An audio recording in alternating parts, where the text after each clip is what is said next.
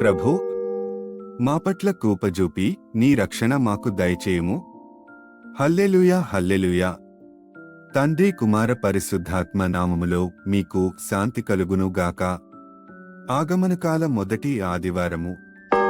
మొదటి పఠనము. కాలము సమీపించినది.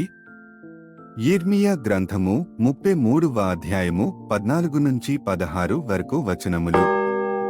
ప్రభువు ఇట్లనుచున్నారు, నేను ఇశ్రాయేలు, యూదా ప్రజలకు చేసిన ప్రమాణమును నిలబెట్టుకొను రోజులు వచ్చుచున్నవి. ఆ రోజులలో ఆ కాలమున ధర్మశీలుడైన దావీదు వంశములో ఒకరిని నేను రాజుగా ఎన్నుకొందును. అతడు దేశమందంతటను నీతిని, ధర్మమును పాటించును.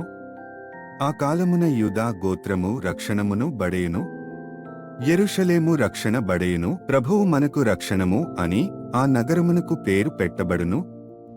ఇది ప్రభువు వాక్కు. సర్వేశ్వరునికి వందనములు. ప్రత్యుత్తర గీతము.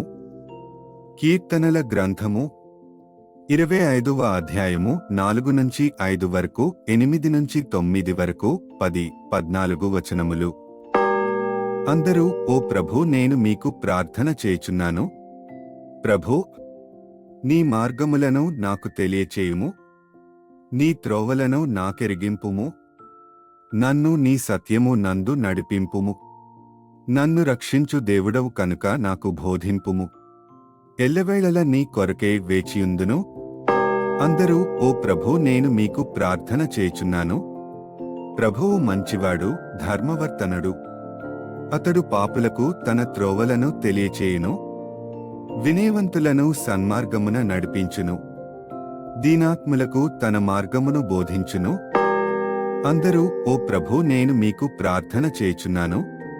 ప్రభువు నిబంధనలను, ఆజ్ఞలను పాటించువారికి ఆయన మార్గములు స్థిరమైనవి, నమ్మదగనవి. ప్రభువునకు భయపడువారు ఆయనకు సన్నిహితులగుదురు. ఆయన తన నిబంధనమును వారికి తెలియజేయును. అందరూ, ఓ ప్రభూ, నేను మీకు ప్రార్థన చేయుచున్నాను. రెండవ పఠనము. పరస్పర ప్రేమయందు మీ హృదయములను ఆయన దృఢపరచునుగాక. పునీత పౌలుగారు తెస్సలోనికా ప్రజలకు వ్రాసిన మొదటి లేఖ, 3వ అధ్యాయము 12 వచనము నుండి 4వ అధ్యాయం 2వ వచనము వరకు.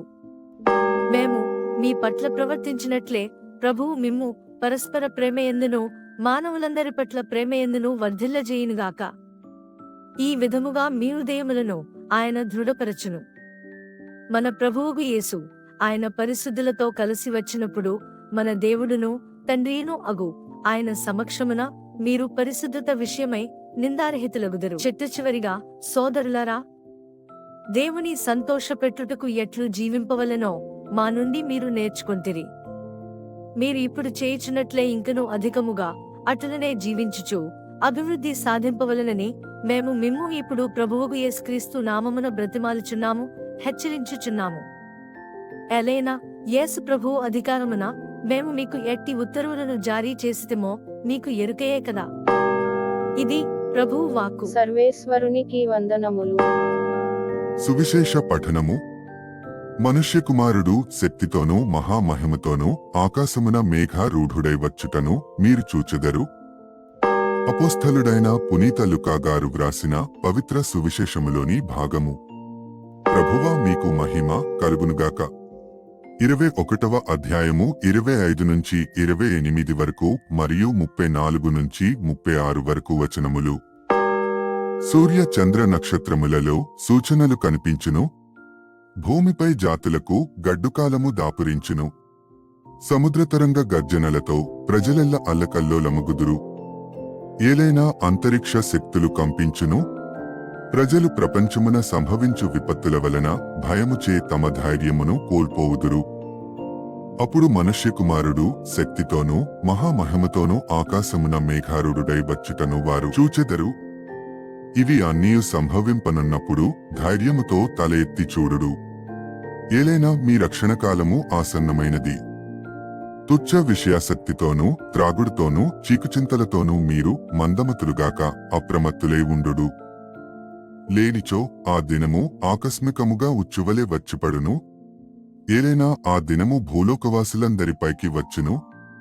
మీరు రానున్న సంఘటనల నుండి రక్షింపబడుటకును మనుష్య కుమారుని సమక్షమున నిలబడుటకు కావలసిన శక్తిని పొందుటకును ఎల్లప్పుడూ జాగరూకులై ప్రార్థన చేయుడు.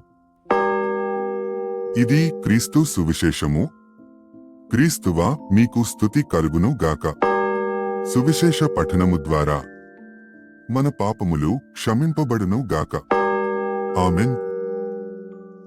పరిశుద్ధ పరమ దివ్య సప్రసాదమునకు సదాకాలము ఆరాధన స్తుతియు స్తోత్రములు నమస్కారము కలుగునుగాక. పితా పుత్ర పవిత్రాత్మకు మహిమ కలుగునుగాక.